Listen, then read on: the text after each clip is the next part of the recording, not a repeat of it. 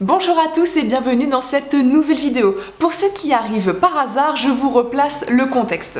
En ce moment, j'ai beaucoup de temps libre car je ne peux plus exercer en tant qu'infirmière car je suis considérée comme dangereuse aux yeux du gouvernement car non vaccinée. Je pense que vous êtes d'accord avec moi pour dire que le fait de rester chez moi permet l'éradication du Covid et les hôpitaux, les cliniques, les EHPAD ne se sont jamais aussi bien portés avec tout le personnel non vacciné en moins.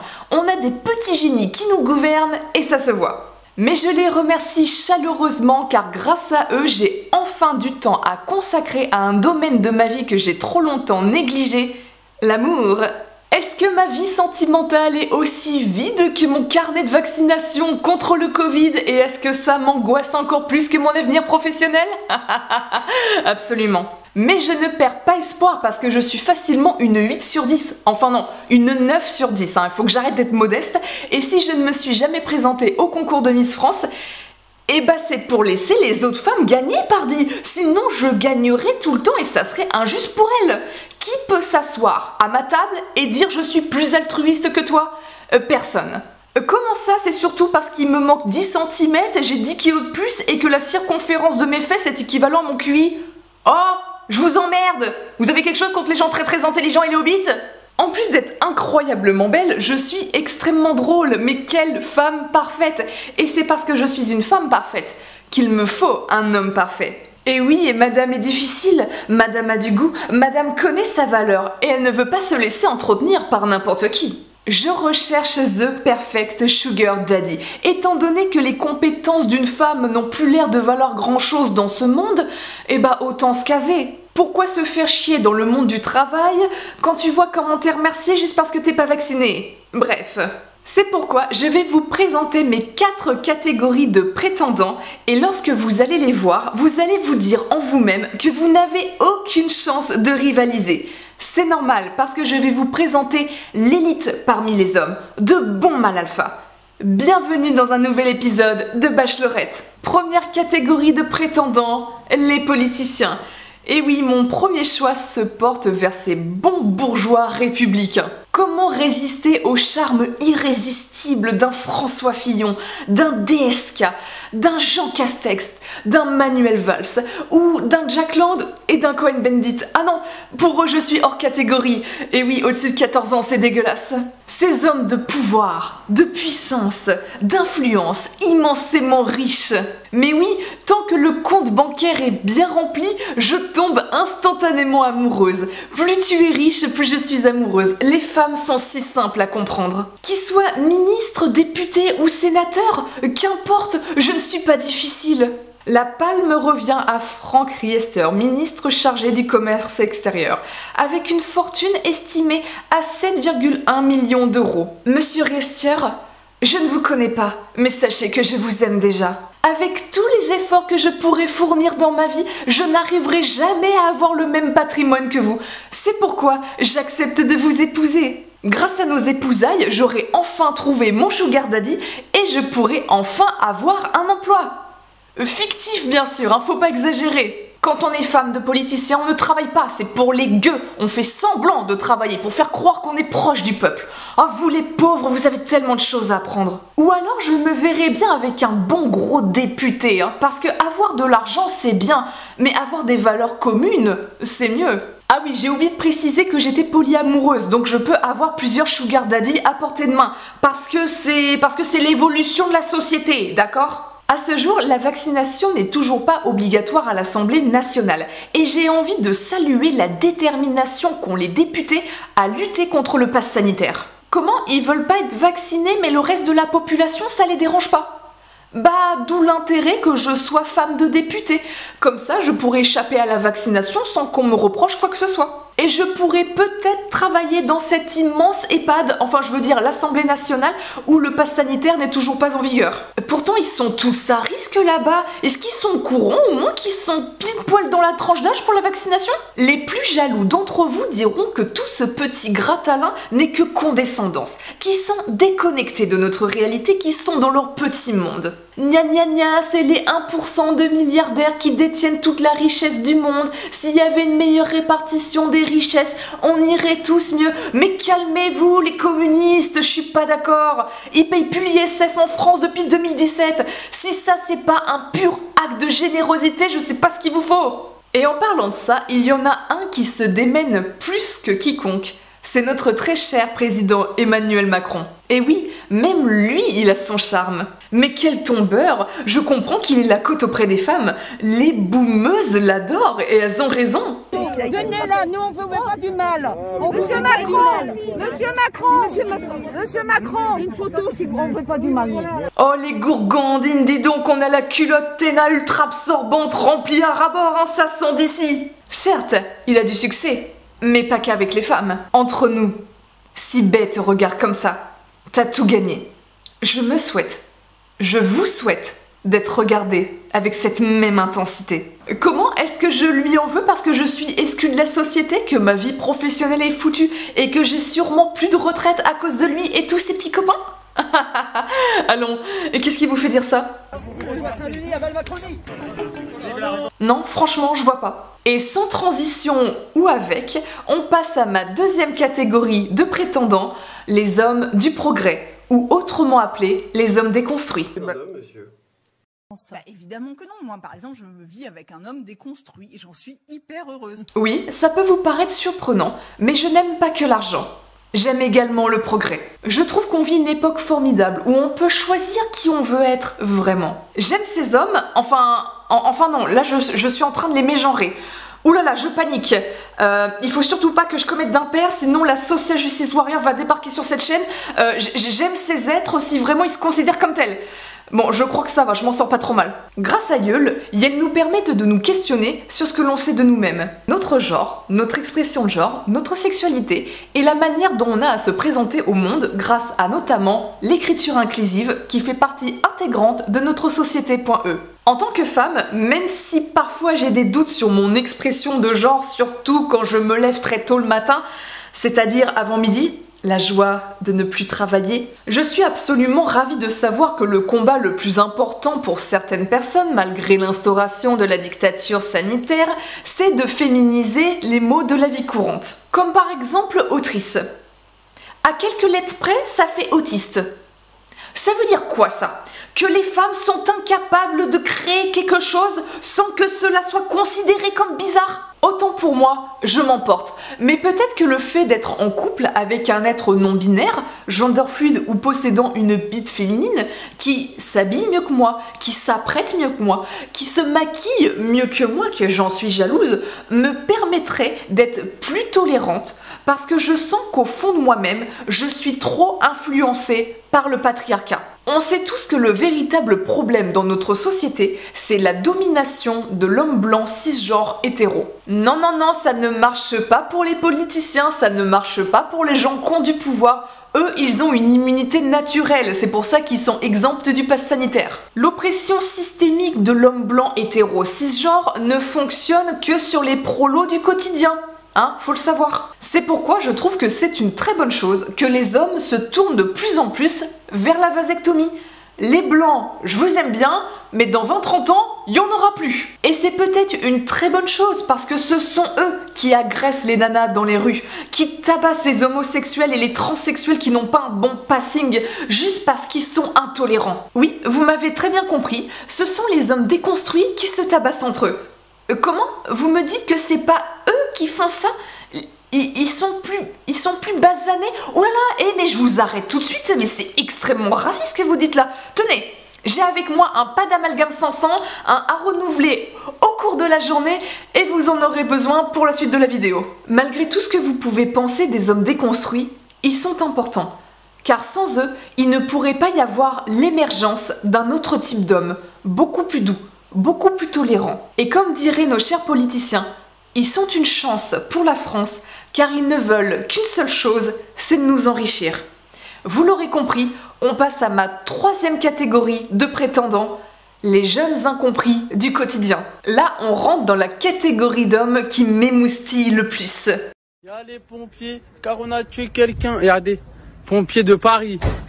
Miskin est venu de Paname jusqu'à ici pour sauver une vie. Je lui ai relais ses gants à latex. Autant les hommes déconstruits, je les trouve pas mal toxiques, autant les jeunes de Jeunistan ne feraient pas de mal à une mouche. Je les appelle les jeunes incompris du quotidien parce que malgré tous les efforts qu'ils peuvent faire pour s'assimiler, eh bien on ne les comprend pas. On n'a pas les mêmes codes culturels et c'est bien dommage. Qui d'entre vous n'a jamais eu envie d'égorger un prêtre ou décapiter un prof? Qui? Vous êtes de mauvaise foi parce que eux, ils vont jusqu'au bout de leurs convictions et pas vous, et c'est ça qui vous dérange. Pour ma part, c'est ce que j'apprécie chez eux. Ils vont jusqu'au bout de leurs idées. Cambriolage, dégradation de matériel, trafic de drogue, d'armes à feu, harcèlement sexuel, agression dans la rue, avec ou sans armes, viol, tentative de meurtre, fusillade, les prisons sont pleines, délinquants multirécidivistes, terroristes, fichés S. De plus en plus de Français sont animés par un sentiment d'insécurité et vont même jusqu'à dire que cela serait une des conséquences de l'immigration massive et du laxisme de la justice depuis ces dernières décennies. Et bah vous savez quoi? Je ne suis pas d'accord. Les Français sont juste racistes et intolérants. C'est tout. Voilà, il n'y a pas besoin d'en dire plus, hein. Du moment qu'on dit que quelqu'un est raciste, c'est comme si on avait atteint le point de Godwin. Et puis c'est quoi cette manie qu'ont les gens à chaque fois qu'il y a un fait divers de demander l'origine de la personne? Oh, encore un Suédois. Comme si clairement identifier l'auteur d'un méfait permettait de régler le problème. Mais c'est n'importe quoi. Ça ne fait que renforcer des clichés racistes et xénophobes. Je dois vous avouer un truc. Je me vois bien être femme de trafiquant de drogue ou d'armes à feu. C'est un métier qui a de l'avenir. Si je dois y ajouter un petit bémol, je pense qu'il faudrait féminiser un peu plus la profession. Pas que dans le trafic, mais également dans le terrorisme. Et y ajouter peut-être quelques blancos. Mais peut-être n'ont-ils jamais entendu parler de quotas. En plus, ces hommes ont le sens de l'affaire, le sens de l'honneur. Ce sont des gestionnaires hors pair. Ils n'ont jamais d'ennui avec la justice. Soit parce qu'ils se font jamais choper, ce qui demande un certain sens de l'organisation et de la coopération, ou soit parce qu'ils sont vite relaxés pour bonne conduite. Si ça c'est pas la définition même de l'homme parfait, je vois pas ce qu'il vous faut. D'un point de vue évolutionniste, j'ai tout intérêt à être fécondée par un homme comme ça. Je me dis que ça serait un gendre idéal. Non seulement Fifi a perdu son boulot parce que non vaccinée, et en plus de ça elle se fait engrosser par un trafiquant de drogue.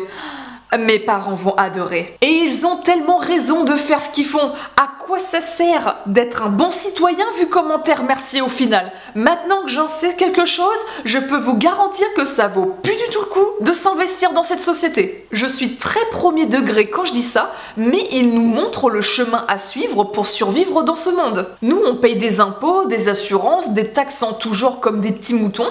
Eux, ils sont en dehors du système, ils ont leur business, leur économie parallèle, et j'ai l'impression qu'ils s'en sortent pas trop mal. Quand on apprend qu'il y a une fusillade entre gangs ou entre je ne sais pas quoi, est-ce qu'on les fait chier avec le pass sanitaire comme nous? Est-ce qu'ils portent bien leur masque? Est-ce que leur dernier test PCR est négatif? Est-ce qu'ils ont pris rendez-vous pour faire leur 3e dose?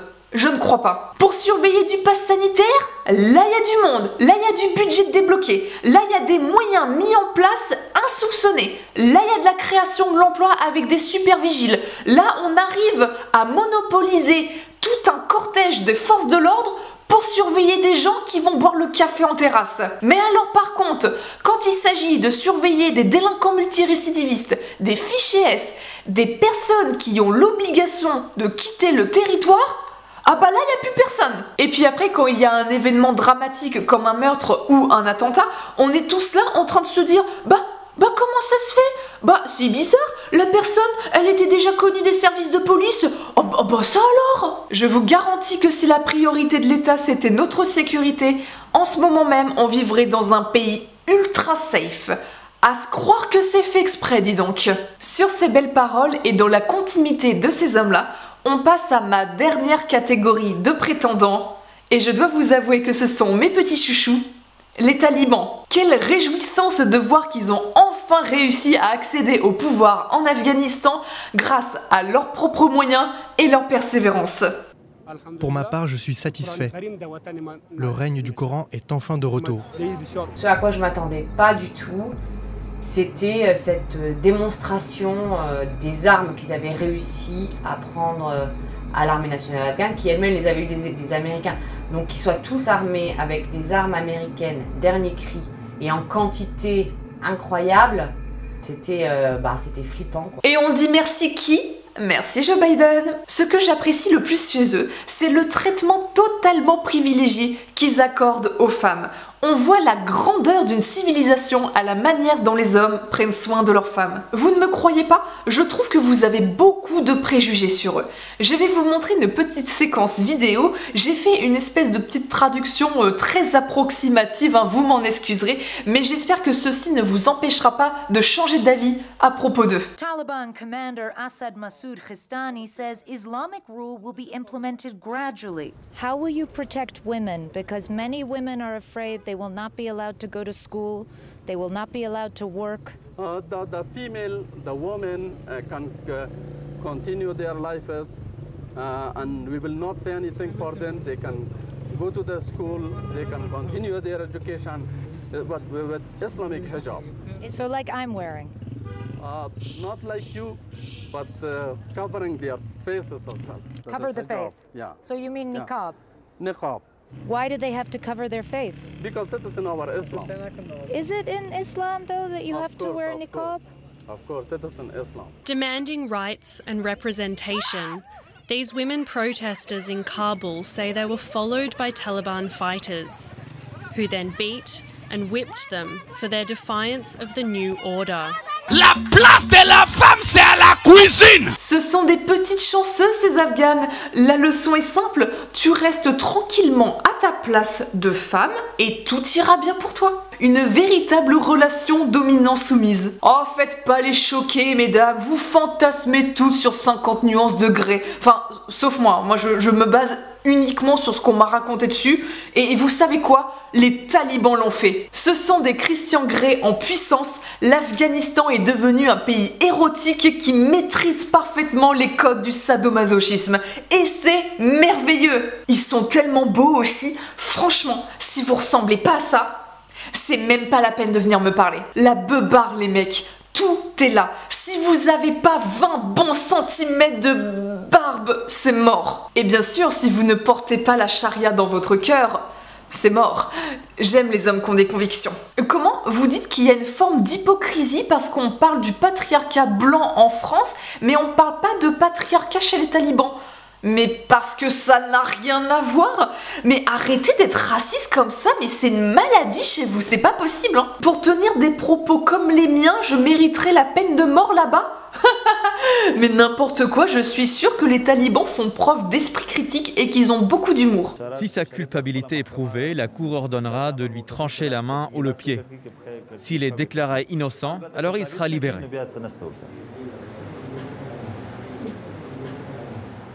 Mon plan à l'avenir, c'est de partir en Afghanistan, d'épouser un chef taliban, rester là-bas pendant quelques années, le temps d'obtenir la nationalité afghane, revenir en France à la nage pour demander l'asile et percevoir des aides.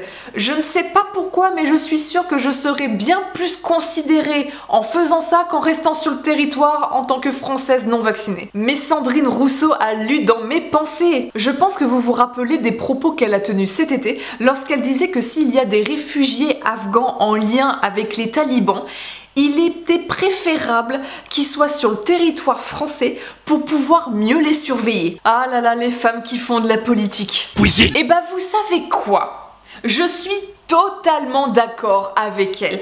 Comment voulez-vous que je rencontre ces hommes merveilleux s'ils sont pas présents en France? Et on arrive à la fin de cet épisode de Bachelorette.